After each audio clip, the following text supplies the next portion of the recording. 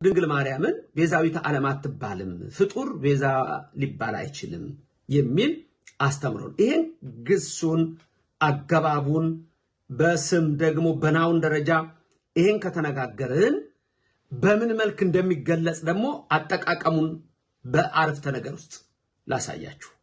አሁን ልክ ከላይ ትርጉሙን አይተናል። አጠቃቀሙ እንዴት ነው የምንጠቀመው የሚለውን ለምሳሌ መጀመሪያ ግን እንጨርስ።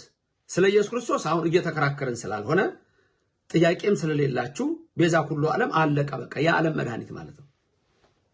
ቤዛ ኩሉ ዓለም ዮም ተወልደ ዛሬ የዓለም መድኃኒት ተወለደ የምንለው መድኃኒት ተወለደ ኢየሱስ መድኃኒት የዓለም መድኃኒት የዓለም መድኃኒትም ስንል ይለያል። የዓለም መድኃኒትም ስንል ይለያል። ሌሎች መድኃኒት የሚባሉ ሊኖሩ ይችላሉ ሰዎች፣ እሱ ግን ይለያል። ለምሳሌ ኢያሱ ስንል መድኃኒት ማለት ነው። ኢሳይያስ ስንል መድኃኒት ማለት ነው። ኢየሱስ ስንል መድኃኒት ማለት ነው። ግን ይለያል የሱ መድኃኒትነት፣ እነሱ ደግሞ የነሱ መድኃኒትነት ይለያል። ስለዚህ መድኃኒተ ዓለም የዓለም መድኃኒት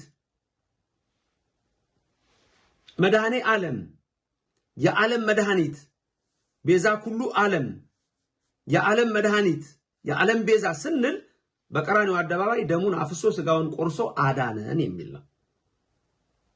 ለድንግል ማርያም ስንጠቀም ግን በዛ እንዳልሆነ ማንም ኦርቶዶክሳዊ ያውቃል። አይደለም ኦርቶዶክሱ ሌላውም ሊያውቅ ይችላል።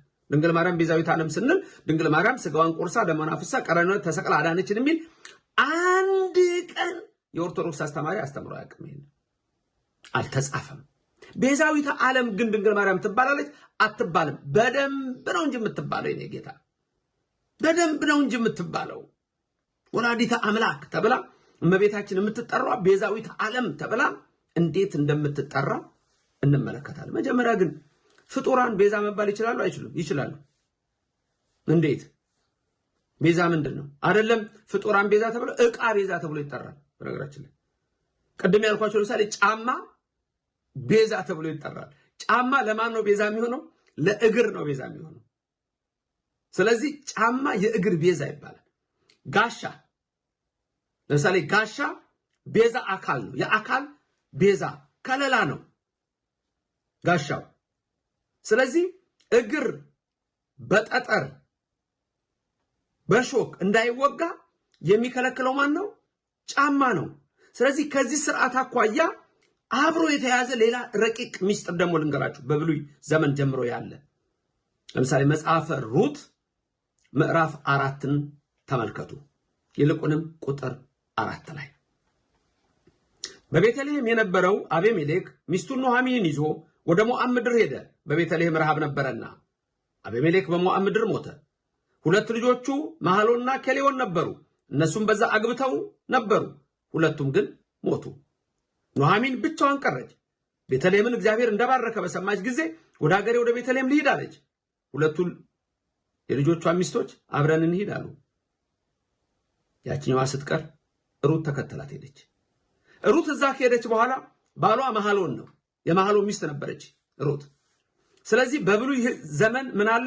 አንድ ሴት ብቻዋን እንዳትቀር ያለ እርዳታ እንዳትቀር የሱን መሬት እሷ ማረስ መቆፈር ስለማትችል ዋርሳ ይሆንና ወንድምየው ያገባትና ከዛ በኋላ ምን ይሆናል?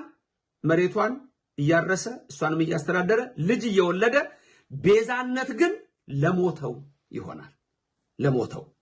ለሞተው ቤዛ ይሆነዋል። ስለዚህ ይሄ ስርዓት ሲደረግ አይሁድ ምን ያደርጋሉ? ሰው ይሰበሰባል። ለምሳሌ ቦዔዝ 10 ሰዎች ሰብስቦ ሽማግሌዎች አድርጎ ከዛም እንደሚደረገው ጫማውን ያወልቅና ስርዓት አለ። ያኛው አልችልም ሲል ያኛው ለዛኛው ቤዛ ይሆነዋል። ጫማ የእግር ቤዛ እንደሆነ ይላል ትርጓሜ መጽሐፋችን በግልጽ